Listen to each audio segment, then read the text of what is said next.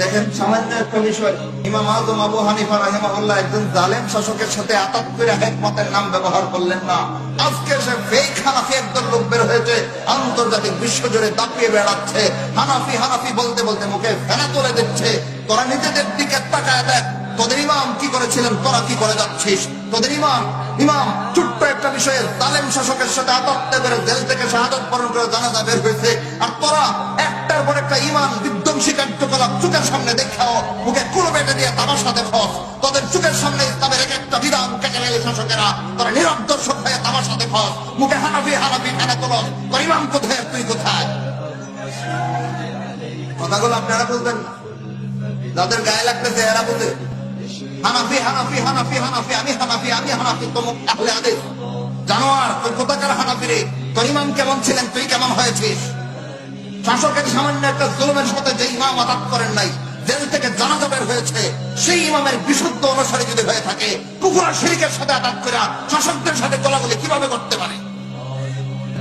নাই গোলাগুলি নাই, আমি নাম মার্ক করে বলবো না, আপনারা খুঁজে খুঁজে বাইর করেন কোন কোন মোল্লাগুলো নিজেকে হানাফি দাবি করে আবু হানিফা রাহিমাহুল্লাহ মানহাজ মাসলাকের বিপরীতে বেঈমানদের সাথে আতাত করে করে চলে। মার্ক করে করে এই কোলাঙ্গার গুলোকে জেনে রাখবেন, এগুলো আলেম না, এগুলো আলেম নামের শয়তান। আল্লাহর বান্দাদেরকে, রাসূলের নিরীহ উম্মতকে দিকভ্রান্ত করে আল্লাহর বিশুদ্ধ দিন থেকে বিচ্ছিন্ন করে দিচ্ছে। এই কথাগুলো আমরা বলে দিই দেখে আমরা আহলে হাদিস বুঝছেন কেন? এদের মুখোশ খসে যাচ্ছে। হানাফি নাম দিয়ে আবু হানিফা রাহিমাহুল্লাহ মাসলাক মানহাজ থেকে বিচ্ছুত হয়েছে। আমরা যখন ধরে দেই তখন আমরা আহলে হাদিস কেন বলা? কোন নামে একটা সীমানা থাকা দরকার।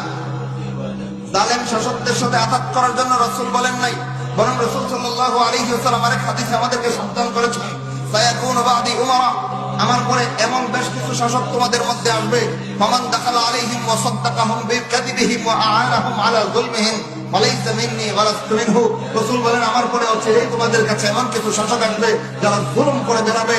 সাবধান, তোমাদের যারা তাদেরকে সাহায্য করবে, তাদের মিথ্যা কার্যক্রমকে যারা সমর্থন দিবে, তাদের কাজে কর্মে যারা সাহায্য যোগাবে, তাদের এই সমস্ত জুলুম দেখে যারা নীরব দর্শক হয়ে তাদের সমর্থন যোগাবে, রাসূল বলতেছেন ফালাইসা মিন্নী ওয়া লাস্তু মিনহু, সে আমার দলের নয়, আমি তার দলের নয়। ওয়ালাম ইয়ারিদ আলাইয়াল হাউজ, আমার হাউজে কাউসারের ধারে কাছে আর আসতে পারবে না।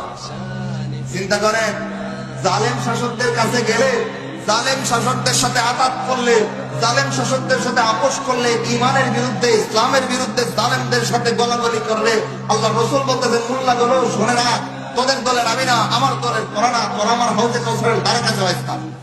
কে বলছেন? রাসূল বলেছেন।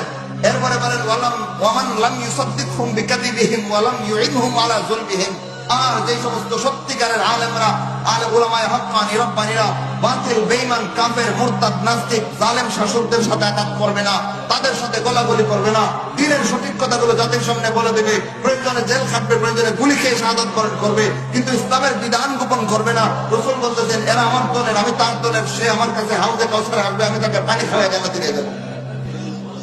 সুতরাং রাসূলের হাদিস থেকে কি বোঝা গেল? জালেম শাসকদের সাথে আঘাত করলে রাসূল খুব সন্তুষ্ট। এই কারণে আবু হানিফা জালেম শাসকের সাথে আঘাত করতে পারেন নাই। তো আবু হানিফা ভুল করছেন না সঠিক করছেন? আজকে এসে যারা হিকমতের নাম দিয়ে কাফের বেঈমান মুরতাদ নাস্তিকদের সাথে একাত্মতা পোষণ করতেছে আর নাম দিতেছে হিকমত, এরা আসলে হিকমত ওয়ালা না ভণ্ড।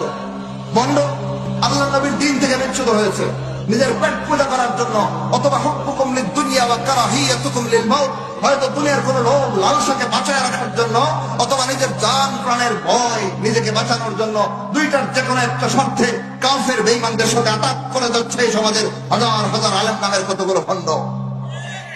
সাবধান, এদের পাল্লায় পড়বেন না। আলেমদের দিক নির্দেশনা নেওয়ার সময় শতবার চিন্তা করবেন কোন দিকে চালাচ্ছে।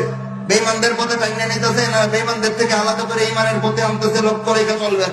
পারবেন তো ইনশাআল্লাহ?